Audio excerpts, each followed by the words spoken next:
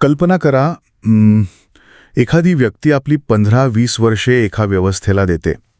तारुण्याची सगळ्यात महत्त्वाची वर्षे एका प्रशासकीय यंत्रणेचा गाळा ओढण्यात ती व्यक्ती खर्च करते आणि अचानक एका सकाळी मोबाईलवर व्हॉट्सॲपचा एक मेसेज धडकतो. हो, आणि त्या मेसेजचा अर्थ असा निघतो की उद्यापासून तुमची नोकरीच अस्तित्वात नसेल. बापरे, विचार करूनच अंगावर काटा येतो. अगदी तेच. गेल्या काही दिवसांत महाराष्ट्राच्या शिक्षण क्षेत्रात असाच काहीसा प्रचंड मोठा भूकंप होऊन गेलाय. समाज माध्यमांवर एका बातमीनं वाऱ्यासारखी आग पकडली आणि हजारो कुटुंबांमध्ये एका रात्रीत प्रचंड घबराट पसरली. बातमी अशी होती की समग्र शिक्षा अभियानामध्ये काम करणाऱ्या कर्मचाऱ्यांच्या नोकऱ्या आता धोक्यात आहेत. हो, म्हणजे त्यांना कामावरून थेट काढलं जाणार आहे, अशा त्या बातम्या होत्या. आणि केवळ कर्मचारीच नाही, तर या सगळ्याचा थेट परिणाम तळागाळातील शालेय शिक्षणाच्या प्रशासनावर होणार, अशी ही एक मोठी भीती निर्माण झाली. नक्कीच. कारण ज्या यंत्रणेवर हे लोक काम करतात ना, ती राज्याच्या प्राथमिक आणि माध्यमिक शिक्षणाचा एक अत्यंत महत्त्वाचा कणा आहे. आणि म्हणूनच आजच्या आपल्या या सखोल विश्लेषणाचा, म्हणजे या डीप डाईव्हचा हाच मुख्य विषय आहे. अगदी बरोबर. आपण आज लोकमत वृत्तपत्रातील एका अत्यंत महत्त्वपूर्ण बातमीचा आणि त्यावरील सविस्तर नोंदींचा आधार घेणार आहोत. हो, पण मला इथे एक स्पष्ट करायचंय. आपल्याला केवळ अफवा आणि सत्य यातील फरक सांगून थांबायचे नाहीये, तर या संभ्रमाच्या अगदी मुळाशी जायचे. म्हणजे हे अभियान नेमकं कधीपर्यंत सुरू राहणार आहे? राज्यातल्या तब्बल 3,388 कर्मचाऱ्यांच्या नोकऱ्या खरोखरच धोक्यात आहेत का? आणि जर तसं नसेल, तर मग आझाद मैदानावर एवढा मोठा आक्रोश का पाहायला मिळतोय? या सगळ्या प्रश्नांची गुंतागुंत आपण आज तटस्थपणे उलगडणार आहोत. ठीक आहे, आपण हे थोडं सविस्तर समजून घेऊया. आपण सुरुवात करूया त्या गोंधळापासून. समाज माध्यमांवर एखाद्या गोष्टीचा विपर्यास कसा होतो हे आपण नेहमीच पाहतो.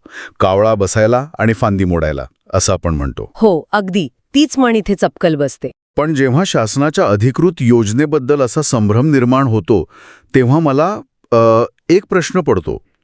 या कर्मचाऱ्यांच्या नोकऱ्या जाण्याबाबत खरंच काही अधिकृत हालचाली सुरू होत्या का, की हा निव्वळ प्रशासकीय पातळीवरच्या संवादाचा अभाव होता? हे बघा, यातील सर्वात लक्षवेधी बाब म्हणजे जेव्हा आपण थेट अधिकृत स्रोतांकडे आणि सरकारी कागदपत्रांकडे पाहतो, तेव्हा चित्र पूर्णपणे वेगळे आणि स्पष्ट दिसते. खरं सांगायचं तर सध्या तरी या कर्मचाऱ्यांची नोकरी जाण्याबाबत किंवा त्यांना कामावरून कमी करण्याबाबत प्रशासकीय स्तरावर कोणताही अधिकृत निर्णय झालेला नाहीये. अच्छा, म्हणजे तो निर्णय झालेलाच नाहीये? अजिबात नाही. समाज माध्यमांवर ज्या बातम्या पसरल्या होत्या त्या निव्वळ अफवा होत्या. पण आता गंमत बघा, या अफवांचा वेग आणि त्यामुळे निर्माण झालेली भीती इतकी मोठी होती की महाराष्ट्र राज्य प्राथमिक शिक्षण परिषदेच्या प्रशासनाला शनिवारी उशिरा तातडीने आपली अधिकृत भूमिका स्पष्ट करावी लागली. म्हणजे त्यांना डॅमेज कंट्रोल करावं लागलं? हो, नक्कीच. त्यांनी अतिशय स्पष्ट शब्दांत आवाहन केले आहे की अशा कोणत्याही बातम्यांवर विश्वास ठेवू नये आणि कर्मचाऱ्यांनी कोणताही गैरसमज बाळगू नये. म्हणजे थोडक्यात सांगायचं तर आगीशिवाय धूर निघत नाही असं म्हणतात, पण इथे धूर प्रचंड होता आणि आग अधिकृतरित्या कुठेच लागलेली नव्हती. अगदी तसंच काहीसं. पण तरीही मला इथे एक गोष्ट खटकतीये. जर कोणताही अधिकृत निर्णय झालेला नाही, सरकारकडून कोणतीही नोटीस आलेली नाही, तर इतकी मोठी भीती अचानक कुठून निर्माण झाली? लोक विनाकारण एवढ्या मोठ्या प्रमाणावर घाबरत नाहीत ना? हो, तुमचं म्हणणं रास्त आहे. यामागे नक्कीच काहीतरी तांत्रिक किंवा धोरणात्मक कारण असले पाहिजे, ज्याने या अफवांना इतके मोठे खतपाणी दिले. मला तरी असं वाटतं. तुमचा हा कयास अगदी अचूक आहे. कोणतीही भीती पूर्णपणे निराधार नसते. ह्या भीतीच्या मुळाशी जर आपण गेलो, तर आपल्याला या योजनेच्या प्रशासकीय संरचनेत आणि एका अत्यंत महत्त्वाच्या डेडलाईनमध्ये याचं उत्तर मिळते. डेडलाईन? कोणती डेडलाईन? मी सांगते, हे केवळ नोकरी जाते या अफवेपुरते मर्यादित नाहीये. या संपूर्ण संभ्रमामागे ना एक मोठी प्रशासकीय कालमर्यादा दडलेली आहे. आणि ती समजून घेण्यासाठी आपल्याला समग्र शिक्षा अभियानाचा थोडा ऐतिहासिक प्रवास आणि त्याचा आवाका समजून घेणं अत्यंत आवश्यक आहे. हे एखाद्या मोठ्या कॉर्पोरेट कंपनीतल्या विलिनीकरणासारखं वाटते मला. म्हणजे जिथे वेगवेगळ्या छोट्या कंपन्या एकत्र करून एक मोठी सुपर कंपनी बनवली जाते आणि मग त्या सुपर कंपनीचं ऑडिट किंवा मुदत ठरवली जाते, ज्यामुळे खालच्या कर्मचाऱ्यांमध्ये साहजिकच अस्थिरता निर्माण होते. हो, अगदी अचूक उदाहरण दिलं तुम्ही. प्रशासकीय उत्क्रांती कशी होते याचे हे एक उत्तम उदाहरण आहे. तर मग मला सांगा, जर आपण या योजनेच्या इतिहासात डोकावून पाहिले तर समग्र शिक्षा अभियान ही मुळात एकच योजना होती का, की पूर्वीच्या काही योजनांचं हे एकत्रीकरण आहे? आणि ही जी डेडलाईनची आपण मगाशी चर्चा करत होतो ती नेमकी काय आहे? बरं, जर आपण थोडे मागे गेलो तर सर्वांना समान आणि दर्जेदार प्राथमिक शिक्षण मिळावे या उदात्त हेतूने केंद्र शासनाने सन 2001-2002 मध्ये सर्व शिक्षा अभियान सुरू केले होते. हो, ते मला आठवतंय. पेन्सिलवर बसलेली मुलं तो लोगो होता. अगदी बरोबर. प्राथमिक शिक्षणाचा सार्वत्रिकीकरणासाठी उचललेलं ते एक अत्यंत मोठं आणि ऐतिहासिक पाऊल होते. त्यानंतर माध्यमिक शिक्षणाचा दर्जा सुधारण्याची गरज लक्षात घेऊन सन 2009-2010 मध्ये राष्ट्रीय माध्यमिक शिक्षा अभियान राबवण्यात आलं. अच्छा, म्हणजे प्राथमिकसाठी वेगळे आणि माध्यमिकसाठी वेगळे? हो, आणि यासोबतच शिक्षकांच्या प्रशिक्षणासाठी शिक्षक शिक्षण योजना देखील स्वतंत्रपणे कार्यान्वित होती. म्हणजे 3 वेगवेगळ्या आघाड्यांवर समांतर काम सुरू होतं. होय, पण वेगवेगळ्या योजनांमुळे निधीचं वितरण आणि प्रशासकीय कारभार यात अनेकदा गुंतागुंता निर्माण होत होती. त्यामुळे प्रशासकीय सुलभता यावी आणि शिक्षणाकडे तुकड्या तुकड्यात न पाहता एका एकात्मिक किंवा इंटिग्रेटेड दृष्टिकोनातून पाहता यावे यासाठी सन 2018 मध्ये एक मोठा निर्णय घेण्यात आला. आणि तो निर्णय म्हणजे या तिन्ही योजना एकत्र करणे. हो, अगदी तेच. या तिन्ही योजना म्हणजे सर्व शिक्षा अभियान, राष्ट्रीय माध्यमिक शिक्षा अभियान आणि शिक्षक शिक्षण योजना एकत्र करून एकच मोठी समग्र शिक्षा योजना आकाराला आली. बरं, इथपर्यंत सगळं अगदी उत्तम वाटतंय. कारभार सोपा झाला, निधी एकत्र आला, मग यात नोकऱ्या जाण्याची भीती निर्माण होण्यासारखी कोणती डेडलाईन आली? आणि नेमकी इथेच मेख आहे. जेव्हा समग्र शिक्षा अभियान सुरू करण्यात आले तेव्हा केंद्र शासनाच्या सूचनेनुसार एक अत्यंत महत्त्वाची अट घालण्यात आली होती. कोणती अट? ही योजना कायमस्वरूपी चालणारी नसून ती एका विशिष्ट कालमर्यादेत चालवली जाईल असं निश्चित करण्यात आले होते. आणि ती कालमर्यादा होती 31 मार्च 2026. केंद्र शासनाने राज्यांना अतिशय स्पष्टपणे कळवले होते की हे अभियान 31 मार्च 2026 पर्यंतच कार्यान्वित राहील. बापरे, काय सांगताय? म्हणजे आपण देशाच्या आणि राज्याच्या शिक्षणासारख्या अत्यंत मूलभूत गोष्टीला एका प्रोजेक्टच्या किंवा कॅम्पेनच्या चष्म्यातून पाहत आहोत, ज्याला एक एंड डेट किंवा समाप्तीची तारीख आहे. हो, दुर्दैवाने तसंच आहे. 31 मार्च 2026 हे तर खूपच धक्कादायक आहे. बरोबर. सरकारी परिभाषेत अभियान किंवा मिशन मोड याचा अर्थच हा असतो की ते एका विशिष्ट उद्दिष्टासाठी आणि ठराविक काळासाठी उभारलेलं असतं. त्याचे बजेट, त्याचे टप्पे हे त्या ठराविक काळापुरतीच मर्यादित असतात. अच्छा, म्हणजे कायमस्वरूपी विभागासारखे त्याचे स्वरूप नसते तर? अजिबात नाही. आणि हाच तो कळीचा मुद्दा आहे. जेव्हा एखादी योजना 31 मार्च 2026ला संपणार किंवा तिचं नव्याने पुनरावलोकन होणार असे कागदोपत्री जाहीर असते, तेव्हा त्या योजनेवर अवलंबून असणाऱ्या कर्मचाऱ्यांमध्ये आपल्या भविष्याबद्दल अनिश्चिततेची भावना निर्माण होणे अत्यंत स्वाभाविक आहे. नक्कीच.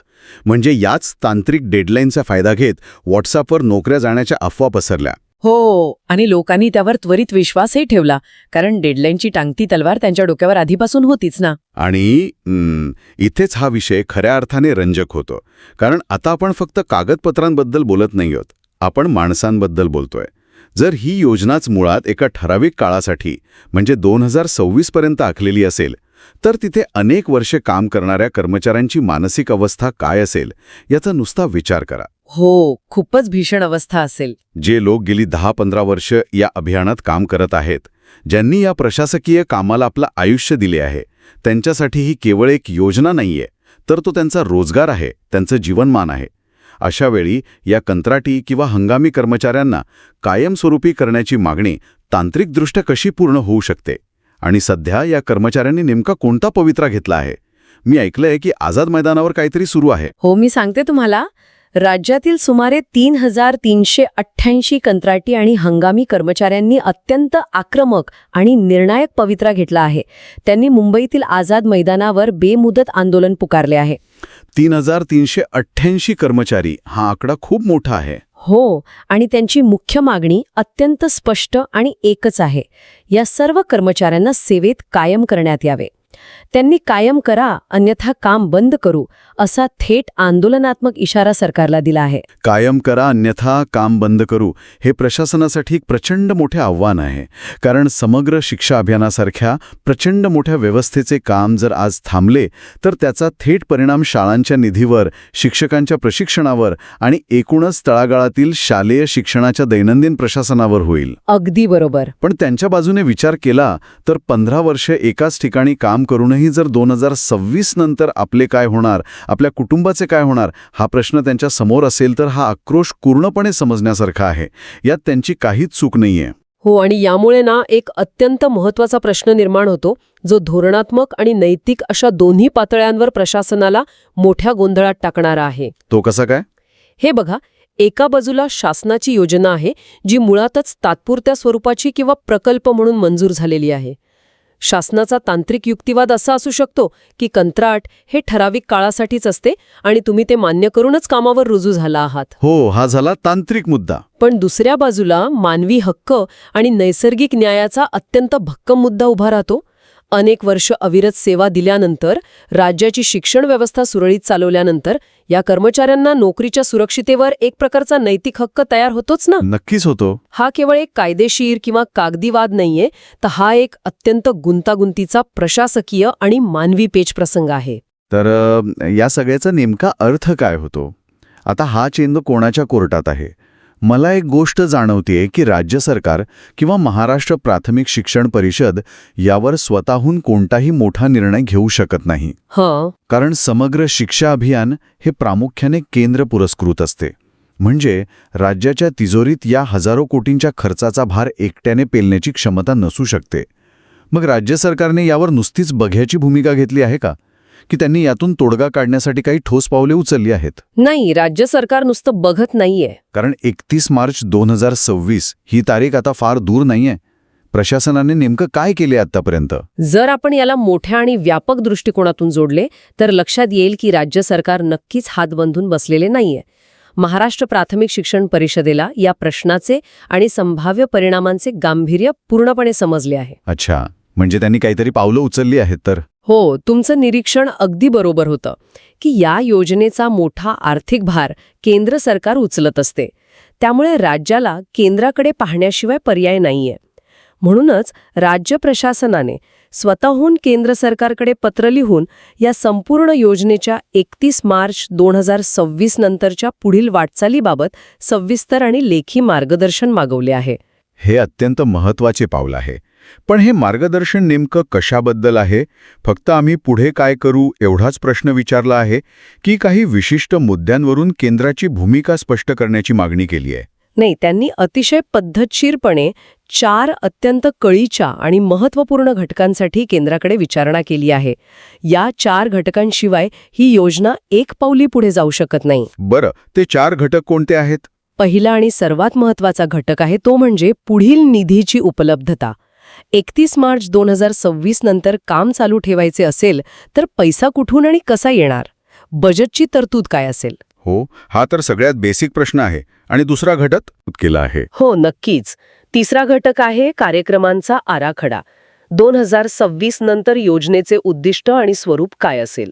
आणि चौथा घटक आहे पायाभूत सुविधा व शैक्षणिक उपक्रम. म्हणजे ज्या भौतिक सुविधा आणि उपक्रम आतापर्यंत सुरू आहेत ते पुढे कसे राबवले जातील हा प्रश्न. अगदी बरोबर. या 4 मुख्य घटकांवर 2026 नंतर प्रचंड मोठा परिणाम होऊ शकतो. म्हणून राज्याने वेळीच केंद्राकडे स्पष्ट मार्गदर्शन मागवले आहे. थोडक्यात सांगायचं तर राज्य सरकारने केंद्राला विचारले आहे की ही मुदत संपत आली आहे, आता पुढे काय करायचं ते तुम्हीच सांगा. हो, तसंच म्हणा ना. या सर्व पार्श्वभूमीवर प्रशासकीय अधिकाऱ्यांचे काय म्हणणे आहे? जे अधिकारी रोज हा कारभार चालवतात त्यांच्या मते या अभियानाचं भवितव्य काय असणार आहे? हे सगळं बंद पडणार आहे की वेगळ्या रूपात समोर येणार आहे? या संदर्भात लोकमतच्या बातमीत महाराष्ट्र प्राथमिक शिक्षण परिषदेचे सहसंचालक देविदास कुलाळ यांच्या एका अत्यंत महत्त्वाच्या अधिकृत विधानाचा दाखला देण्यात आला आहे. अच्छा, त्यांनी काय म्हटलंय? त्यांच्या विधानावरून या योजनेच्या भविष्याची बरीचशी दिशा स्पष्ट होते. त्यांच्या मते ही योजना बंद पडणार नाही. उलट केंद्र शासनाकडून स्पष्टता आणि मार्गदर्शन मिळाल्यानंतर हे अभियान अधिक प्रभावी स्वरूपात पुन्हा सुरू होण्याची दाट शक्यता प्रशासनाने व्यक्त केली आहे. अधिक प्रभावी स्वरूपात हा शब्दप्रयोग खूप काही सांगून जातो. म्हणजे या अभियानाचं स्वरूप भविष्यात पूर्णपणे बदलणार आहे का? हो, अगदी शक्य आहे. धोरणात्मक भाषेत अधिक प्रभावी स्वरूप याचा अर्थ असा असू शकतो की कामाच्या पद्धतीत, प्रशासकीय संरचनेत, तंत्रज्ञानाच्या वापरात किंवा निधीच्या वितरणात काही अत्यंत मोठे आणि मूलभूत बदल होऊ शकतात. म्हणजे सध्याच्या समग्र शिक्षा या नावाऐवजी नवीन धोरणानुसार नवीन आराखडा येऊ शकतो? होय, परंतु मी इथे एक गोष्ट अत्यंत स्पष्टपणे नोंदवू इच्छिते की जोपर्यंत केंद्राकडून हा नवीन आराखडा किंवा गाईडलाईन्स अधिकृतरित्या मंजूर होऊन येत नाहीत, तोपर्यंत राज्याच्या पातळीवर निधीच्या आणि पगाराच्या वितरणात संभ्रम आणि अडथळे राहू शकतात. म्हणजे जोवर दिल्लीहून लेखी आदेश येत नाहीत तोवर कर्मचाऱ्यांमधली ही अस्थिरता पूर्णपणे संपणार नाही? अगदी बरोबर. हे सगळं ऐकल्यावर एक गोष्ट प्रकर्षाने जाणवते. ही परिस्थिती किती विरोधाभासी आहे बघा. हो ना. एकीकडे प्रशासकीय पातळीवर कागदपत्रांची जुळवाजुळव, दिल्लीशी पत्रव्यवहार आणि भविष्यकालीन अधिक प्रभावी आराखडे तयार करण्यात यंत्रणा व्यस्त आहे, तर दुसरीकडे प्रत्यक्ष जमिनीवर राबराब राबणारा, शिक्षण व्यवस्थेचा गाढा हाकणारा कर्मचारी आपल्या आणि आपल्या कुटुंबाच्या रोजगाराच्या चिंतेत आझाद मैदानावर उन्हात उभा आहे. हो, हे खूपच विदारक चित्र आहे. वेळेवर संवाद न साधल्यामुळे आणि धोरणात्मक अनिश्चिततेमुळे किती मोठा गोंधळ आणि अस्वस्थता निर्माण होऊ शकते याचे हे एक अत्यंत जिवंत आणि ज्वलंत उदाहरण आहे. अगदी बरोबर. आणि म्हणूनच या घटनेकडे केवळ एक अफवा म्हणून पाहता येणार नाही. हे एका मोठ्या धोरणात्मक पोकळीचं लक्षण आहे. नक्कीच. राज्य सरकारने तातडीने स्पष्टीकरण देऊन आणि केंद्राकडे धाव घेऊन डॅमेज कंट्रोल करण्याचा चांगला प्रयत्न केला आहे, जेणेकरून कर्मचाऱ्यांमधील ही अस्वस्थता काहीशी दूर होईल आणि शैक्षणिक प्रशासनाच्या कामात, शाळांच्या दैनंदिन व्यवहारात कोणताही खंड पडणार नाही. पण कायमस्वरूपी तोडगा अजूनही दृष्टीपथात नाहीये, हे मात्र खरं. चला तर मग आजच्या या अत्यंत महत्त्वपूर्ण आणि सखोल चर्चेचा आपण थोडक्यात आढावा घेऊया. आज आपण अनेक पदर उलगडले. सगळ्यात महत्त्वाचा मुद्दा म्हणजे समाज माध्यमांवर ज्या बातम्या पसरल्या होत्या की समग्र शिक्षा अभियानातील कर्मचाऱ्यांच्या नोकऱ्या त्वरित जाणार आहेत किंवा त्यांना कामावरून काढले जात आहे, तशी कोणतीही अधिकृत घोषणा प्रशासनाने केलेली नाही. हो, त्या निव्वळ अफवा होत्या, ज्याला प्रशासनाने अधिकृतरित्या फेटाळून लावले आहे. अगदी बरोबर. पण त्याचबरोबर आपण हेही पाहिले की 31 मार्च 2026ची डेडलाईन ही अत्यंत खरी आणि तांत्रिकदृष्ट्या अस्तित्वात असणारी बाब आहे. होय, आणि या योजनेचे स्वरूपच मुळात प्रकल्प किंवा तात्पुरते असल्याने राज्यातील 3,388 कंत्राटी कर्मचाऱ्यांनी कायम करा अन्यथा काम बंद करू असा इशारा देत आझाद मैदानावर जो संघर्ष उभा केला आहे त्या वास्तवाकडेही दुर्लक्ष करून चालणार नाही. हो, तो एक अतिशय गंभीर प्रश्न बनला आहे. आणि यातून मार्ग काढण्यासाठी राज्य प्रशासनाने केंद्राकडे पुढील निधी, आवश्यक मनुष्यबळ, कार्यक्रमांचा आराखडा आणि पायाभूत सुविधा या 4 अत्यंत महत्त्वाच्या गोष्टींसाठी मार्गदर्शन मागवले आहे. अगदीच. आणि प्रशासकीय अधिकाऱ्यांच्या मते भविष्यात हे अभियान संपणार नसून ते अधिक प्रभावी स्वरूपात पुढे येईल. म्हणजेच त्याचे स्वरूप आमूलाग्र बदलू शकते. सध्याची परिस्थिती पाहता ही केवळ कागदपत्रांची लढाई नाहीये. ही प्रशासकीय प्रक्रियेची गती, धोरणकर्त्यांची संवेदनशीलता आणि वर्षानुवर्षे काम करणाऱ्या कर्मचाऱ्यांचा संयम या तिन्हींची एक प्रचंड मोठी परीक्षा पाहत आहे. हो, आणि हे प्रकरण येत्या काळात कशा प्रकारे हाताळले जाते आणि 2026च्या आधी केंद्र सरकार कोणता नवा आराखडा देते याकडे संपूर्ण राज्याच्या शिक्षण क्षेत्राचे लक्ष लागून आहे. निश्चितच. कारण हा केवळ 3,388 कर्मचाऱ्यांच्या नोकरीचा प्रश्न नाहीये. हा संपूर्ण राज्याच्या प्राथमिक आणि माध्यमिक शिक्षणाचा प्रशासकीय कणा मजबूत ठेवण्याचा प्रश्न आहे. अगदी बरोबर.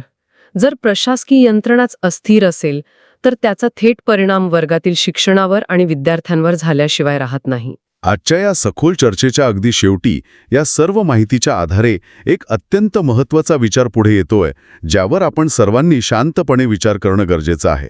जर आपल्या देशातील प्राथमिक आणि माध्यमिक शिक्षणासारखा अत्यंत मूलभूत आणि देशाचे भविष्य घडवणारा पाया उभारणाऱ्या भव्य योजना, जर अशा योजना दशकानुदशके कंत्राटी कर्मचाऱ्यांच्या आणि एका ठराविक मुदतीच्या तात्पुरत्या स्वरूपाच्या कार्यपद्धतीवर अवलंबून असतील, तर दीर्घकालीन आणि दर्जेदार शिक्षणाचं उद्दिष्ट खऱ्या अर्थाने साध्य होऊ शकेल का? हा खरोखरच विचार करायला लावणारा प्रश्न आहे. शिक्षण व्यवस्थेचा पाया मजबूत करण्यासाठी राबवल्या जाणाऱ्या योजनांचा स्वतःचाच पाया कायमस्वरूपी आणि भक्कम नसावा का? आपण शिक्षणासारख्या शाश्वत गोष्टीला तात्पुरत्या प्रकल्पांच्या कुबड्यांवर किती काळ चालवणार आहोत? हा विचार खरोखरच अस्वस्थ करणारा आणि धोरणकर्त्यांसह समाजालाही आत्मपरीक्षण करायला लावणारा आहे. याच अत्यंत महत्त्वाच्या प्रश्नावर आज आपण इथेच थांबूया. पुन्हा भेटूया अशाच एका नव्या आणि सखोल विश्लेषणासह.